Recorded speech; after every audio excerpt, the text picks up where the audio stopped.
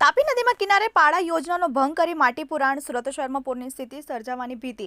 તાપી નદીના કાંઠે વસેલા સુરત શહેરમાં સમયાંતરે પૂરની સ્થિતિ સર્જાતી હોય છે, ત્યારે ફરી એકવાર તાપી નદીમાં પૂરની સ્થિતિ સર્જાય તેવી ભીતિ વ્યક્ત કરવામાં આવી રહી છે.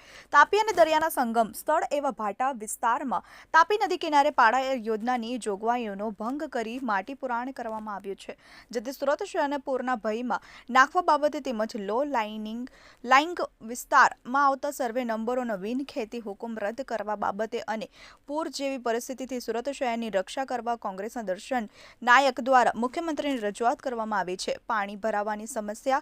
84 તાલુકાના ભાટા ગામ ખાતે તાપી નદીમાં કિનારાના બેટમાં આશરે 1000 થી 1200 વીઘા ગૌચરની અને સરકારી પડતરની જમીનો અને આશરે 300 થી 350 વીઘા ખાનગી જમીન આવેલ છે. ભૂતકાળમાં સ્થાનિક ગ્રામજનો દ્વારા વિસ્તારમાં ફરતી ખેતી કરવામાં આવતી હતી. આ સમગ્ર વિસ્તાર તાપી નદીના ફ્લડ પ્લેન ઝોનનો વિસ્તાર છે અને લો લાઇંગ વિસ્તાર છે અને વધુ વરસાદ પડે તો વિસ્તાર ડૂબમાં જાય એમ છે. ચોમાસાની ઋતુ દરમિયાન આ વિસ્તારમાંથી વરસાદી પાણીનો નિકાલ નદી મારફતે દરિયામાં થતો હોય છે, જેના કારણે વરસાદી પાણીનો ભરાવો થવાની સમસ્યા ઊભી થતી નથી. પ્રાંત અધિકારી ઓલપાડના રિપોર્ટમાં જણાવ્યું હતું કે હકીકત પ્રમાણે આ તમામ બ્લોક નંબરો બિનખેતી કરી દેવામાં આવી છે અને હાલમાં બ્લોક નંબરો સિમેન્ટના પાડાઓ બનાવી દેવામાં આવેલ છે. સ્લેગના ઢગલાઓ પાથરી દેવામાં આવ્યા છે. મોટા પાયે માટી પુરાણ કરી દેવામાં આવ્યા છે.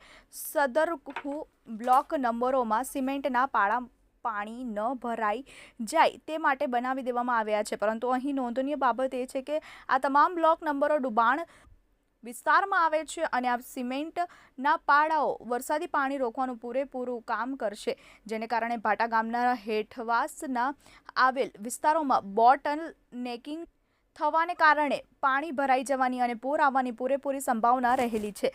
આજે 15 વર્ષ પહેલા તાપી નદીની વહન ક્ષમતા 10 લાખ ક્યુસેક પાણીની હતી, જે હાલમાં ફક્ત 3 લાખ જેટલી જ રહી ગઈ છે. તાપી નદી કિનારે આવેલ સરકારી ખાર ખરાબાની જમીનોમાં ગેરકાયદેસર રીતે ઝીંગા તળાવો બની જવાથી તાપી નદીમાં બોટલ નેકિંગની પરિસ્થિતિ સર્જાયેલ છે અને દર ચોમાસામાં પાણી નિકાલની સમસ્યાઓ ઊભી થાય છે, જેથી આ ગેરકાયદેસર બનેલ ઝીંગા તળાવો દૂર કરવામાં પણ તાપી નદીની વહન ક્ષમતા વધારવા માટે ખૂબ જ જરૂરી. ચેતનજી બુંદેલા, TV 18 ન્યૂઝ, સુરત.